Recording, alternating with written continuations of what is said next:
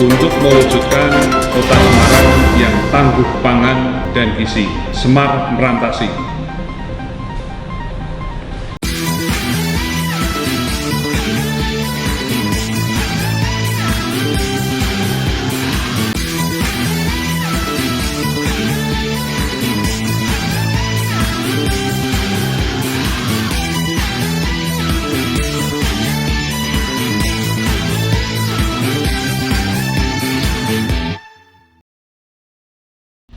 Berbicara mengenai ketahanan pangan, ada satu hal menarik yang perlu kita bahas di sini, yaitu skor pola pangan harapan yang merupakan salah satu indikator kinerja utama dari Dinas Ketahanan Pangan Kota Semarang.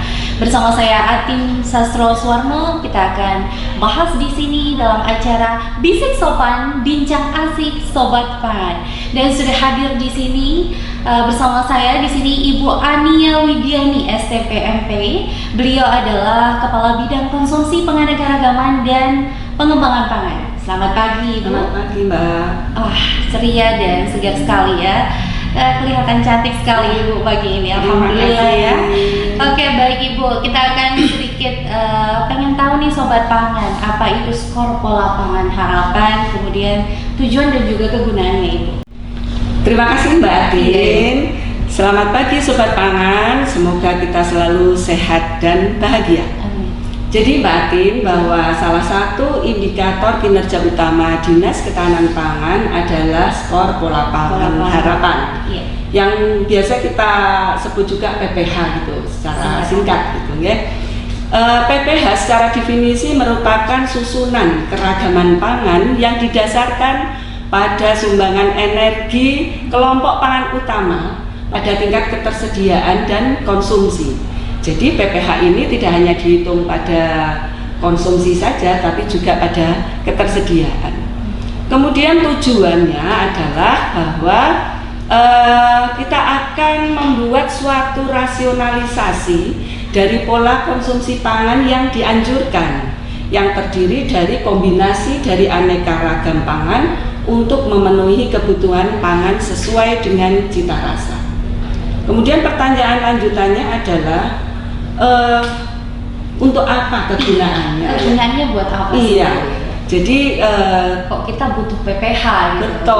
Betul. Jadi kegunaan kita dalam pola pangan harapan adalah yang pertama itu kita akan bisa menilai situasi konsumsi suatu wilayah. Jadi kita akan bisa melihat bagaimana konsumsi pangan masyarakat di wilayah tersebut. Kemudian yang kedua, kita bisa merencanakan kebutuhan pangan, termasuk juga dalam evaluasi dan perencanaan penyediaan pangan. Nah, itu arti penting dari PPH. Jadi memang sangat penting sekali ya, Bu ya. Sobat Pangan di sini juga perlu tahu bahwa setiap individu juga membutuhkan energi yang cukup gitu untuk menjalankan aktivitasnya sehari-hari. Dan itu semuanya kompleks setelah dihitung untuk di skor pola pangan harapan, supaya kita bisa tahu, kemudian kita evaluasi bersama bagaimana pola konsumsi yang ada di Kota Semarang. Betul. Terus setelah kita tahu tuh apa tadi PPH sudah dijelaskan sama Ibu, kemudian tujuan dan kegunaannya, Sobat Pangan juga pengen tahu Ibu bagaimana cara menghitung PPH ini, indikator apa saja gitu yang masuk di sini, dan juga elemen apa yang dibutuhkan untuk menghitung si skor pola pangan harapan. Baik Mbak, jadi pola pangan harapan tadi yang sebuah rasionalisasi konsumsi itu kita akan hitung menjadi skor. Skor pola pangan harapan itu idealnya itu 100 Mbak. Nah, bagaimana cara menghitungnya? Skor pola pangan harapan itu dihitung dari data Susenas Mbak. Data Susenas yang kita peroleh dari BPS gitu ya. Kemudian kita hitung menjadi sebuah skor, yang skor ini akan menggambarkan bagaimana tingkat konsumsi pangan di Kota Semarang. Penghitungan skor ini didasarkan dari konsumsi pangan 9 bahan utama Mbak. Bahan pokok? Iya, bahan pokok dan bahan utama. Nah, bahan utama tersebut meliputi konsumsi padi-padian, konsumsi umbi-umbian, pangan hewani, minyak, biji berminyak, kacang-kacangan, gula, sayur buah, dan lain-lain yang dikategorikan konsumsi dalam jumlah kecil. Nah, Tapi memang data tersebut hanya butuh dari BPS saja atau ada dari dinas terkait Ibu seperti pertanian atau mungkin yang lain, perikanan dan lain sebagainya? Kalau penghitungan skor PPH, iya itu datanya memang dari Susenas. Dari Susenas iya, saja. Jadi simpel sekali ya Bu ya? Simpel sekali, simpel dalam arti keluarannya adalah berupa skor. Dan dari skor tersebut kita akan bisa mengevaluasi, kita akan bisa membedah lagi skor itu di mana kekurangannya, konsumsi apa yang kurang, konsumsi apa yang sudah cukup, dan seterusnya. Oke, kalau tadi dijelaskan bahwa skor tertinggi adalah 100. Untuk Kota Semarang sendiri Ibu, kita ini berada di skor yang keberapa gitu? Iya Mbak, jadi penghitungan skor PPH yang kita laksanakan itu kalau tahun ini kita belum menghitung.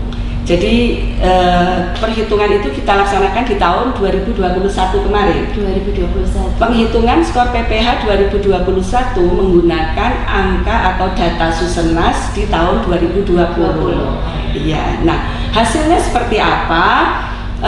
Secara total kita skor PPH kita di tahun 2021 adalah 89,1. Wow, nyaris 90 ya Bu? Iya, sudah cukup bagus. Tapi itu didasarkan pada angka kecukupan energi sebanyak 2100 kilokalori per kapita per hari dan angka kecukupan protein 57 gram per kapita per hari.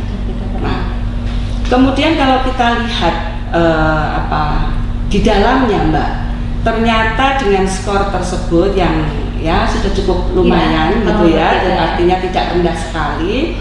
Itu kita yang pertama catatannya adalah kita sudah kelebihan makan nasi. Wah, itu jadi catatan penting ya buat catatan sobat penting. Jadi untuk skor padi-padian itu kita sudah berlebih. Artinya di sini kita harus mulai mengkampanyekan, menggerakkan, mensosialisasikan untuk konsumsi yang mengurangi makan nasi. Kemudian catatan yang kedua Mbak, ini kita masih ada kekurangan di dalam konsumsi, yaitu konsumsi yang pertama adalah konsumsi umbi-umbian, konsumsi kacang-kacangan, dan konsumsi sayur dan buah. Itu harus kita tingkatkan karena secara skor PPH itu masih kurang dari skor idealnya gitu. Oke, banyak PR juga ya banyak kita PR yang ada di Kota Semarang. Betul. Ini. Jadi paling tidak situasi dari pola konsumsi masyarakat Kota Semarang saat ini seperti itu ya, sobat pangan semuanya, dengan nilai skor seperti itu, usaha-usaha yang harus kita tingkatkan artinya ya masih banyak sekali gitu. Betul. Terus kemudian Ibu, upaya Dinas Ketahanan Pangan sendiri untuk meningkatkan skor PPH apa saja?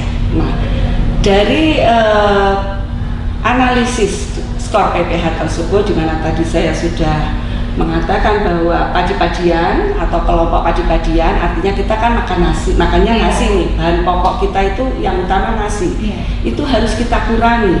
Jadi kita akan selalu edukasi masyarakat, sosialisasi, mungkin dengan pelatihan, kemudian kita ada program pengembangan pangan lestari. Itu tujuannya adalah, muaranya adalah satu, untuk penurunan konsumsi dan substitute yang mungkin jadi si beras ini bisa kita gantikan dengan karbohidrat jenis lainnya. Betul. Jadi yang unik begini Mbak, jadi kadang-kadang pada saat kita memberikan edukasi bahwa ini kita sudah kelebihan loh makan nasinya gitu, kemudian reaksi yang muncul itu kadang-kadang begini, wah berarti kita sekarang nggak kenyang dong, nggak boleh makan banyak-banyak gitu ya. Tadi maksudnya tidak seperti itu. Jadi mengurangi makan nasi itu betul sekali, kita substitusi, kita ganti pangan pokok beras itu dengan sumber pangan yang lain. Sumber karbohidrat kan banyak sekali. Umbi-umbian. Ada umbi-umbian tadi, ada kemudian mungkin umbi-umbian aja jenisnya banyak ya Mbak. Kemudian ada misalnya jagung. Lalu pertanyaan berikutnya adalah, apakah kita kemudian harus mengubah nasi kita dengan nasi jagung serta-merta begitu? Kan kadang reaksinya kemudian nggak enak dan seterusnya. Karena mengubah gitu ya. kebiasaan itu kan juga tidak mudah. Jadi itu perlu sebuah pembelajaran bahwa mungkin tidak, kita di tahap ini kita belumlah mengganti nasi kita kemudian harus dengan nasi jagung misalnya. Tapi di sela-sela makan pokok kita itu anak-anak kita itu kita latih untuk diberi kudapan-kudapan atau diberi makanan yang berasal dari sumber karbohidrat alternatif tadi. Oke. Ya, baik. Sebelum kita lanjutkan, trik-trik apa saja nih supaya kita bisa mengganti karbohidrat si beras ini dengan yang lainnya? Untuk anak-anak tentunya kita akan jeda dulu sebentar. Masih tetap di Bisik Sopan Bincang Asik Sobat Pangan.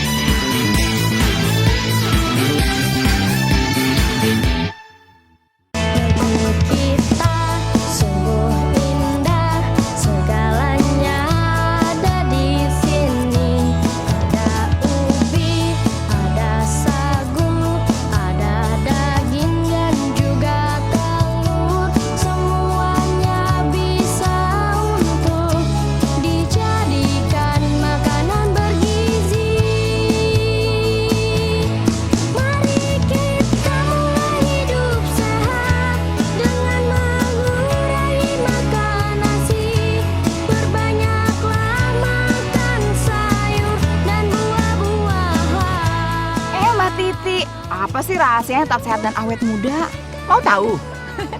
Kurangi nasi, perbanyak sayuran dan buah-buahan, serta ikan, daging, dan telur. Jalali loh.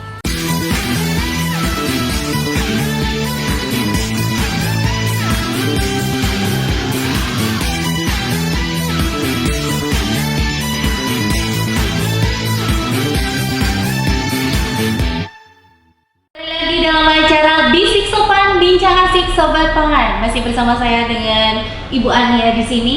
Kalau tadi sudah dijelaskan terkait dengan bagaimana cara menurunkan konsumsi nasi di Kota Semarang untuk anak-anak itu. Apa sih usaha yang dilakukan oleh bidang konsumsi penganekaragaman dan pengembangan pangan Bu sampai saat ini, sejauh ini bagaimana? Iya, baik Mbak Atin. Jadi dengan dasar tadi angka PPH kita yang sudah 89,1, dan ternyata setelah kita bedah kita masih ada beberapa PR begitu ya. Kita berfokus pada peningkatan konsumsi. Yang pertama adalah umbi-umbian, yang kedua adalah kacang-kacangan, dan yang ketiga sayur dan buah. Meningkatkan konsumsi umbi-umbian itu memang sementara ini sudah banyak juga orang yang melakukannya Mbak, terutama untuk alasan-alasan kesehatan. Jadi sehat, betul, iya. Nah, untuk alasan kesehatan itu sudah pasti individu itu akan berusaha untuk memenuhi konsumsi dari umbi-umbian. Tetapi apabila kita tidak punya alasan kesehatan yang kemudian kita harus mengharuskan kita untuk mengkonsumsi umbi-umbian, misalnya kita tidak diabetes sehingga kita tidak merasa tidak perlu untuk mengkonsumsi umbi-umbian, itu sebenarnya kita tetap edukasi Mbak. Jadi konsumsi umbi-umbian itu luar biasa manfaatnya. Jadi karena kita tahu pasti ya umbi-umbian itu kadar glikemiknya rendah, kemudian seratnya lebih tinggi, itu pasti akan memberikan dampak kesehatan yang bagus bagi kita. Hanya saja permasalahannya adalah di sini butuh tantangan banget nih pada saat mengolah umbi-umbian. Kita ini kan di era milenial ya Mbak ya. Jadi pada saat mungkin umbi-umbian itu kita olah hanya dengan sederhana dan seperti zaman old gitu ya, tidak sesuai selera milenial begitu. Kadang-kadang umbi-umbian ini menjadi terpinggirkan. Jadi olahan umbi-umbian ini kita dorong terus untuk selalu ya mengikuti perkembangan zaman begitulah. Jadi kita harapkan generasi muda juga tidak anti terhadap pangan yang berbasis umbi-umbian. Kita akan modernisasi itu artinya dalam hal mungkin pengolahannya, kemudian penyajiannya, itu akan kita upayakan terus peningkatan sehingga harapannya pangan berbahan dasar umbi-umbian itu tidak dipandang sebelah mata begitu Mbak. Oke, jadi diperlukan inovasi-inovasi, Betul, kreativitas betul, begitu ya, betul. untuk berpikir inovatif bagaimana Betul. menciptakan pangan ini supaya nggak terkesan konvensional gitu, Betul. untuk mengikuti era zaman Iya. yang sekarang ini. Iya. Pelatihan-pelatihan seperti apa Ibu yang sudah dilakukan oleh bidang Ibu sampai saat ini? Iya, baik Mbak. Jadi kami punya tugas karena tadi salah satunya adalah edukasi. Ini kita lakukan dengan pelatihan. Ada beberapa pelatihan yang kita lakukan di bidang konsumsi. Ya. Di antaranya adalah pelatihan pengembangan pangan lokal. Jadi kita akan menggali, mengeksplor komoditas atau bahan pangan apa di satu wilayah, mungkin kecamatan begitu, yang di situ masih mudah didapatkan. Dan ini bisa diolah menjadi makanan seperti apa? Menjadi kudapan mungkin. Jadi dalam hal ini kita kemudian berkolaborasi dengan kampung tematik produktif ya. Jadi manakala misalnya satu wilayah tematiknya adalah misalnya katakanlah kampung olahan singkong misalnya Mbak. Jadi di kampung olahan singkong kita dorong untuk kita adakan pelatihan gitu ya, agar singkong itu bisa dibuat apa sih gitu ya. Semisal pun memang dibuat untuk makanan, ya makanan yang bercita rasa tinggi, kemudian menarik, sehingga harapannya tidak kalah dengan makanan-makanan yang berbahan baku tidak lokal gitu. Dan tetap nilai gizi Iya. Bu, saya tuh pengen tahu, jadi dan Sobat Pangan pastinya juga pengen tahu, kalau skor pola pangan harapan tadi adalah maksimal 100, Iya. kemudian di Kota Semarang sendiri sudah hampir mencapai 90, yaitu 89. Idealnya itu seberapa sih Bu? Iya, idealnya memang 100 Mbak. Idealnya 100. Pola pangan harapan maksimal itu 100. 100 itu menggambarkan bahwa kondisi konsumsi masyarakat itu sudah beragam, bergizi, seimbang, dan aman. Yang kita kenal B2SA. Pada saat implementasi B2SA itu sudah sangat bagus, skor pola pangan harapan itu mendekati 100 atau bahkan bisa mencapai 100. Kalau tadi Ibu sampaikan pelatihan pengembangan lokal, tapi selain itu pastinya banyak pelatihan-pelatihan lain kan yang sudah dilaksanakan oleh bidang Ibu. Coba bisa diceritakan di sini dan juga sasarannya masyarakat atau bagaimana Ibu? Iya, baik Mbak. Jadi selain pelatihan pengembangan pangan lokal tadi, kita juga punya pelatihan rumah pangan lestari. Pelatihan rumah pangan lestari itu kita akan mendorong, khususnya itu ibu-ibu Mbak. Jadi ibu-ibu itu kan lebih banyak di rumah gitu ya. Kita ibu-ibu ini pasti punya sebuah lahan gitu, bukan lahan yang berhektar-hektar mungkin, tapi cukup di lahan pekarangan saja. Lahan pekarangan rumah kita itu bisa kita manfaatkan, kita tanami dengan berbagai macam sayuran dan buah yang dalam hal ini tadi mensupport agar konsumsi sayur dan buah itu meningkat. Jadi kalau bisa kita upayakan konsumsi sayur dan buah itu tidak harus kita beli Mbak. Jadi kita upayakan, kita tanam sendiri di pekarangan. Misalnya nih, hujan-hujan nih, ya ingin membuat masakan gitu kan. Biasa kita mungkin mengandalkan abang sayur yang lewat begitu, karena hujan mungkin dia terlambat lewat gitu. Pada saat di pekarangan kita ada beberapa macam sayur, wah pagi-pagi kita mau sarapan kita nggak perlu galau lagi Mbak, kita tinggal petik, sayurnya masih segar dan jelas lebih sehat kalau kita tanam sendiri begitu ya. Jadi ini program rumah pangan lestari ini tujuannya adalah mensupport atau meningkatkan konsumsi sayur dan buah, dan apabila memungkinkan bisa kita tanam sendiri di rumah. Kemudian ini rumah pangan lestari. Kemudian masih banyak pelatihan. Masih ada satu lagi. Ada satu lagi. Dan kalau rumah pangan lestari sendiri gitu, ini sasarannya atau yang dilibatkan ibu-ibu anggota PKKA atau pribadi? Iya. Jadi sasaran dari rumah pangan lestari itu adalah yang pertama adalah wanita. Wanita. Iya, kenapa wanita? Karena tadi kita akan memberdayakan pekarangan kita. Bukan berarti kita mengesampingkan peran bapak-bapak, tidak. Ya, jadi karena di sini kita tidak hanya mementingkan bagaimana wanita itu bisa berbudidaya tanaman, tetapi lebih kepada edukasi tentang konsumsi sayur dan buah, Mbak. Oke, dan Rumah Pangan Lestari ini seiring dengan menipisnya atau penuhan pertanian yang ada di Kota Betul. Semarang ya Bu ya, ini Iya. cocok sekali dan mendukung program Bapak Wali Kota yaitu program urban farming Betul. gitu ya. Dan untuk lebih jelasnya nanti akan kita kupas lagi masih di Bisik Sopan Bincang Asik Sobat Pangan.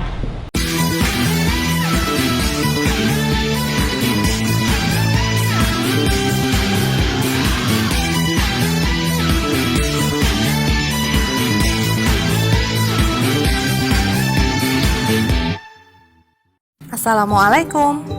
Apakah ini? Ini adalah salah satu produk olahan hasil kebun sendiri, terong crispy atau eggplant blossom. Ini bisa sedikit membantu para ibu memanjakan keluarga melalui makanan. Di sini di RW 4, Kelurahan Patemon, Kecamatan Gunung Pati, Semarang, sekelompok ibu-ibu melakukan kegiatan pemanfaatan lahan pekarangan dengan ditanami berbagai macam sayuran serta budidaya ikan.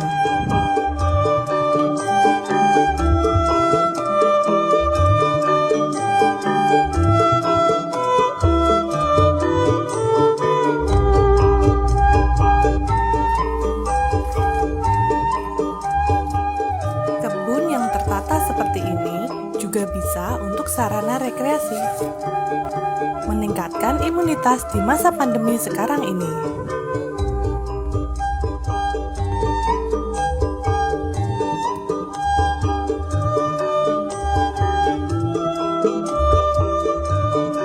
Selain untuk memenuhi kebutuhan keluarga, sebagian hasil panennya bisa dijual.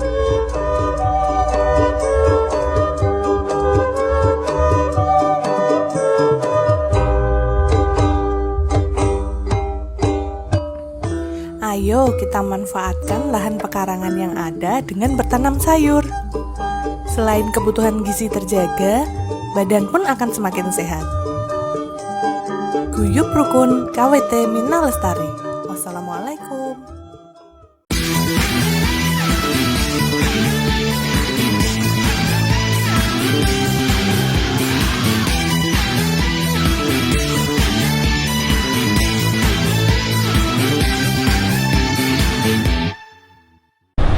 Ya, Sobat Pangan, kembali lagi di Bisik Sopan Bincang Asik Sobat Pangan, masih tetap bersama dengan Ibu Ania. Kalau tadi sudah dijelaskan tentang pelatihan Rumah Pangan Lestari yang luar biasa sekali manfaatnya, mendorong untuk masyarakat sekitar, khususnya ibu-ibu begitu, untuk bisa menjamin ketersediaan pangan bergizi untuk warga-warga di sekitarnya. Baik Ibu, kalau tadi disampaikan akan meningkatkan konsumsi umbi-umbian, kemudian sayur-sayuran dan juga buah-buahan. Tapi kalau kita berbicara dengan ketahanan pangan dan juga gizi juga ikut terlibat di situ begitu. Nah, ketika Rumah Pangan Lestari ini terbangun, apakah hanya mengakomodir untuk kebutuhan sayur-sayuran, buah-buahan saja? Apakah di situ juga ada semisal lele begitu kan untuk menyokong suplai gizi dari segi protein begitu? Kalau tadi sudah dibahas tentang B2SA, beragam, bergizi, seimbang serta aman gitu sekelumit. Ada nggak Bu selain sayur-sayuran dan juga buah-buahan yang dimanfaatkan oleh masyarakat sekitar yang ada di Rumah Pangan Lestari? Iya, baik Mbak Atin. Jadi betul sekali bahwa sekali lagi kita tegaskan bahwa tujuan dari RPL itu bukan semata-mata memberikan pengetahuan untuk budidaya, tapi di sini lebih ditekankan pada edukasi terkait pangan dan gizi, khususnya lagi konsumsi B2SA tadi, Mbak.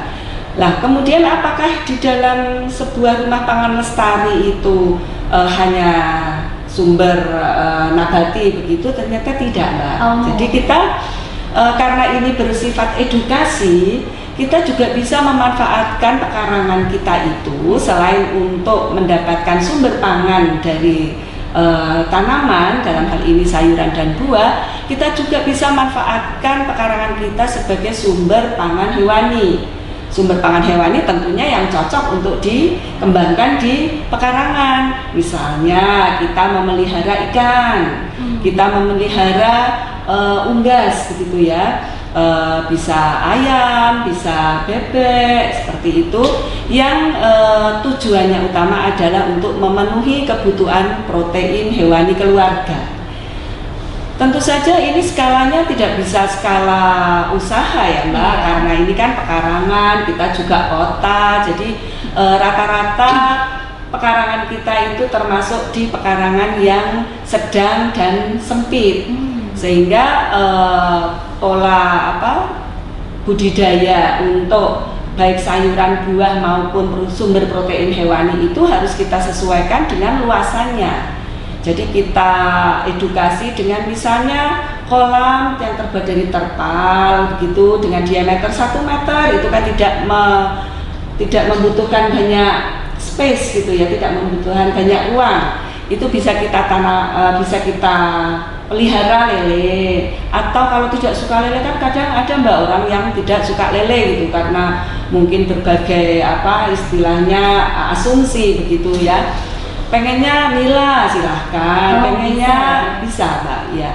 Kemudian kalau masih memungkinkan, karena beberapa kecamatan di Kota Semarang itu rata-rata masyarakat masih mempunyai cukup luas pekarangannya, itu masih bisa juga untuk memelihara seperti ayam. Yang penting dikandangkan Mbak, tidak dilepas begitu saja sehingga mengganggu lingkungan, tapi pada saat dibudidayakan dengan benar, yang tentu saja kita berkoordinasi dalam hal ini dengan Dinas Pertanian sebagai dinas yang lebih berkompeten terhadap budidayanya. Jadi sekali lagi kita edukasinya itu pada pola konsumsi beragam, bergizi, seimbang dan aman. Oke, kalau untuk rumah pangan lestari Bu, yang menarik adalah pekarangan yang dipakai untuk rumah pangan lestari ini apakah swadaya masyarakat atau bagaimana nih? Iya, kita utamakan lahan-lahan yang fasum Mbak. Yang fasum? Iya, yang fasum dengan harapan keberlanjutannya itu ada. Jadi kalau kita di lahan fasum, pengelolaannya itu lebih bagus, kemudian tidak ada anggota kelompok ini yang merasa bahwa itu lahannya pribadi seperti itu. Iya, jadi lahannya itu kita dorong untuk pemanfaatan yang fasum atau fasilitas umum atau lahan-lahan yang milik pemerintah. Dan sejauh ini Bu, kemanfaatan yang sudah dirasakan oleh masyarakat akan adanya rumah pangan lestari itu apakah sudah menurut Ibu sudah bagus dan memang ya harus kita tingkatkan terus-menerus begitu? Iya, baik Mbak. Jadi setelah program kita jalankan, biasanya di akhir tahun kita mengadakan evaluasi. Ada Pak, pasti ada evaluasi. Dan sejauh ini kemanfaatannya itu di masyarakat itu luar biasa. Jadi yang pertama dirasakan itu adalah penghematan dalam belanja Mbak. Makanya kenapa kita juga sasarannya ibu nih Mbak. Biasanya dalam rumah tangga itu yang mengelola pengeluaran untuk pangan itu kan wanita. Ya, ibu ya. Jadi ibu-ibu ini dengan adanya program rumah pangan lestari merasa sekali bahwa oh iya ternyata pengeluaran saya itu jadi hemat gitu. Iya, ada efisiensi. Ada efisiensi untuk pengeluaran khususnya lagi pangan. Mencegah pemborosan dalam pengeluaran yang biasanya beli cabai nggak jadi beli cabai. Yang tadinya harus beli bayam kampung dan saya sudah cukup bersedia di situ. Bahkan mungkin bisa dimanfaatkan untuk masyarakat sekitarnya. Betul sekali. Jadi membantu warga-warga miskin yang ada di sekitar dan lain sebagainya. Betul Mbak. Dan itu ini Mbak sudah disampaikan kepada kami di kelompok-kelompok yang rumah pangan lestari ini bahwa ternyata hasilnya yang dari kebun bersama itu, kalau tadi yang saya mengatakan untuk penghematan itu biasanya didapatkan dari pekarangannya dia sendiri. Tapi kalau yang dari kebun bersama ini kemarin pada saat pandemi, kemudian ada warga yang isoman begitu, hasil dari kebun ini ternyata bisa digunakan untuk mensupport saudara-saudara yang sedang mengalami isoman, yang notabene tidak bisa ke pasar, tidak bisa, ya mungkin GoFood bisa ya Mbak ya kalau hari ini gitu, tapi ternyata masyarakat kita itu guyup rukunnya itu luar biasa. Kelompok-kelompok kita itu hasil dari kebun bersama ini selain juga mungkin bisa dijual begitu ya, tapi juga digunakan untuk memberikan kepada yang sedang membutuhkan. Ya, tak terasa asik sekali perbincangan kita Ibu. Banyak sekali hal yang pengen kita bahas di sini, tapi waktu tidak memungkinkan. Jadi kita akan bahas di sesi berikutnya. Kita akan lebih detail lagi mengupas tuntas terkait pola pangan yang beragam, bergizi, seimbang serta aman. Dan mungkin Bu Ania di sini akan bisa menyampaikan kepada sobat pangan semuanya pesan untuk mereka. Monggo dipersilakan. Baik Mbak Atin, sobat pangan, mari kita tingkatkan konsumsi umbi-umbian, sayur dan buah untuk hidup sehat, aktif dan produktif. Ya, dan demikian tadi bincang-bincang asik kita bersama Ibu Ania Widiani STPMP. Terima kasih sudah menyaksikan Bisik Sopan, bincang asik sobat pangan. Terus subscribe, like dan juga share. Dan bagi sobat pangan yang ingin memberikan kritik, saran serta masukan, silakan DM ke Instagram kami di @ketahanan_pangan_Kota Semarang. Saya Atin Sastroswarno undur diri. Terima kasih telah menyaksikan dan selamat pagi. Sampai jumpa. Sampai jumpa.